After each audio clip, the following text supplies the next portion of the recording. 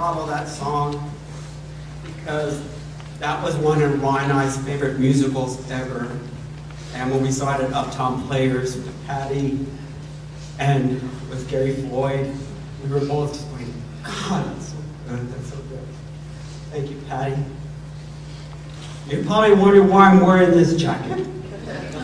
And I apologize. I know, you're shocked. But I apologize to the strangers in the house, but I wish to speak truthfully about Ryan in our own language. And many of you in this house know the language. Our little close unit of what I always have said, the inner circle of our friends from the North Texas Drama Department, where I first met Ryan, our little intimate circle of best friends, Alan Hanna, Carolyn Friedman, who's watching from California, and there's several UT alumni here. There's Chris Doug, me, Ryan, and Lau Huckton, and you know, how life takes you to different places. And we would always talk at lunch or dinner, whatever, and we'd always have these conversations of, and way years early, and I think it all started with Evita the movie, because we all, as a group, all of us had went to see it, and we talked, when we saw that funeral scene, we were like, oh, that's how we want our funeral, yes. We all agreed, yes, that's what we want. We want confetti, we want, you know, people dragging my big ass, stuff like that. And when, as the year went by, Ryan, Roach, and I, when we would have lunch or whatever, he would say, when we would bring up about how we want our funerals and our memorials, Ryan would always say to me, bitch, there are two things I don't want at my memorial. One, you don't wear glitter.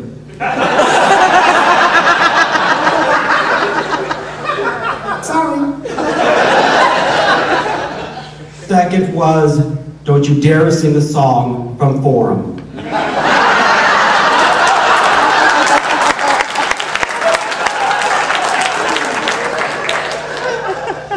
I have a very long history with Ryan.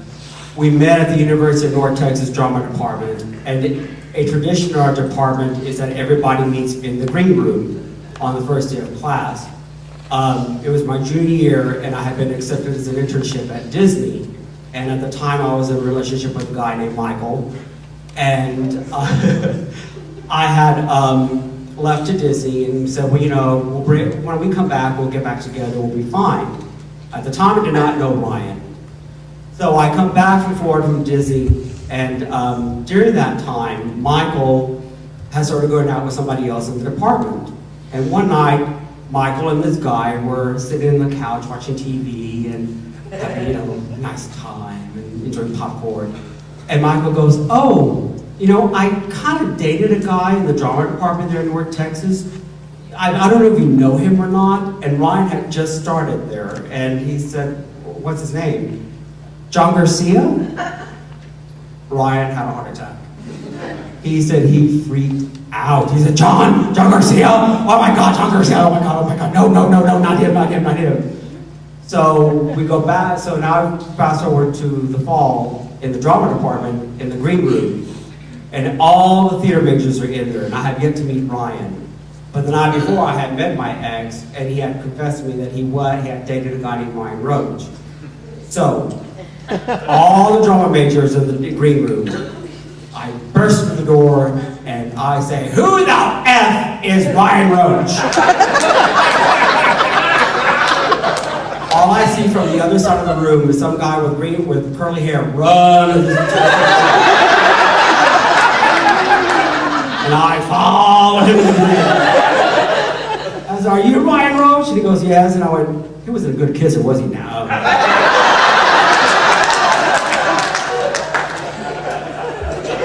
There were two things that Ryan, from that point on, our friendship just blossomed into brothers.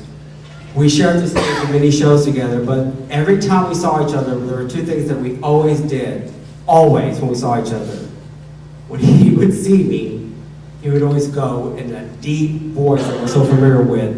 He would just look at me and go, "Queen." And I'd always go,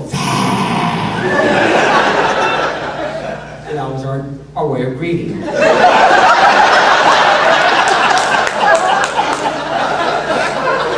When we would have, and La Houghton and Jordan Willis and Dennis Cameron, I can definitely know this, when we have lunch, it becomes like a 4-hour epic, because we talk about everything. We go beyond the theater, the usual stuff, what show you're in, like Philip said, what show you're doing, blah, blah, blah.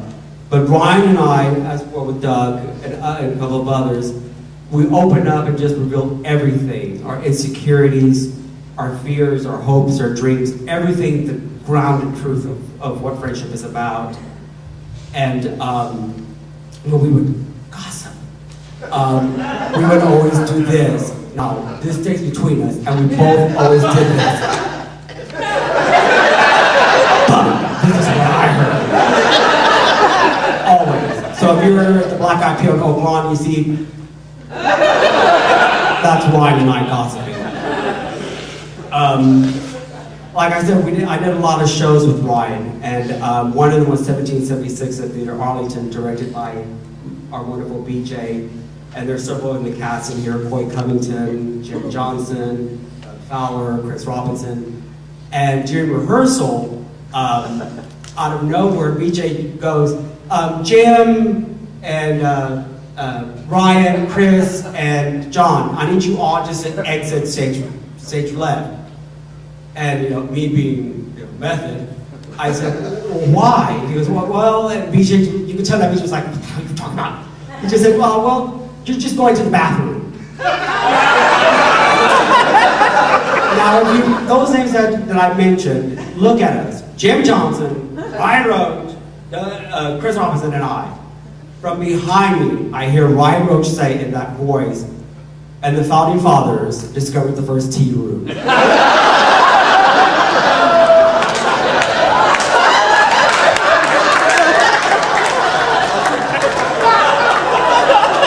Unbeknownst to our illustrious director, there were certain performances would come out from that scene, zipping our costumes. Ryan was also one of the founding members in the original board for the Column Awards from year one. Stayed with it every year until he went on tour with the Dallas Hills Theater, and they came back and went back on the board. Ryan was someone who spoke the blunt truth at the board meetings.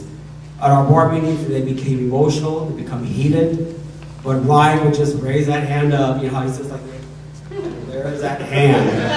And it's like, okay, well, here comes the blunt truth. I had decided after this past gala that it was time for us to shut down. I was exhausted, mentally, physically, emotionally. I thought it was time for us. We've had a good 14-year run. And I had decided, not telling the soul, that I had decided to shut the organization down. About 2 months after the gala, we met for our first meeting for the year. I had my speech prepared, and I gave it to the board and said, I want to shut us down. I think it's time for us to go. We had a great run. Let's finish with what we had. And Ryan was the first one to raise his hand and said, no, you can't do that. We have to keep on going. Ryan was so strong in believing in the organization. He was the one who pushed me so hard when I was doing the column when I didn't want to do it. He just kept on telling me, you have to. It's the right thing. It's a right thing. Just keep on going. Ryan was just someone that I loved so much for so many years. And as Patty said, and others, he officiated several weddings and commitment ceremonies and all that. And the one thing that he and I talked about as we got older was that we both had a common thing, which was we had not been in a relationship, and we had not been had a boyfriend, and we had not been in love in over 20 years. And when we would sit at the Black Eyed Pea and drink tea, and we would talk about that, we both agreed we both don't match what they want. They want tall, bodybuilders, twinks, and that's not he and I. I unfortunately have the great addition of being short and brown. And we would Ryan would say, I'm at weddings and I'm so happy for them, but I wonder when will my turn come? And I said, I know. But the great thing that we have, you and I, Doug, and Chris, is that thank God we have each other. Thank God we have each other. There are others in this world that don't have friends like that. Friends that are there with you in the good, the bad, the ugly. And he said, I know. And then he would look at me from across the table and goes, you'll never leave me, right? I said, no. I will never, ever leave you. You promise that you'll never leave me. He said, I won't. You broke your promise. You broke your promise. But the thing is, if you look at this room, you see Ryan. You were loved. You were so, so loved. Beyond theater, beyond everything. There's so many people here at the viewing, at the funeral, that just, the love. You were so, so loved. One of the things that Ryan always said was, John, you just need to let go of the anger. Let go of the bitterness. You've got to let it go for me. I said, I'll try. And it pisses me off.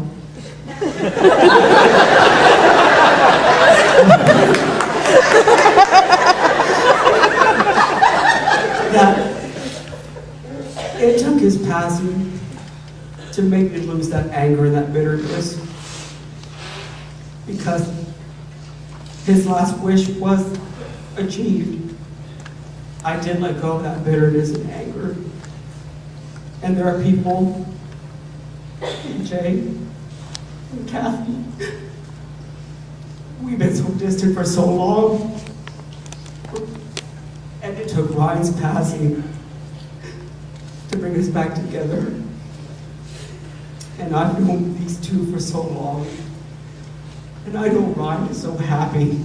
He's up there so happy that we have all just let it go and move on. It will be hard, each year we lose people. And in our inner circle, we have lost one of our strongest, one of our best. And I'm thinking, oh my God, so few of us left. But I know that if Ryan is seeing this, he knows.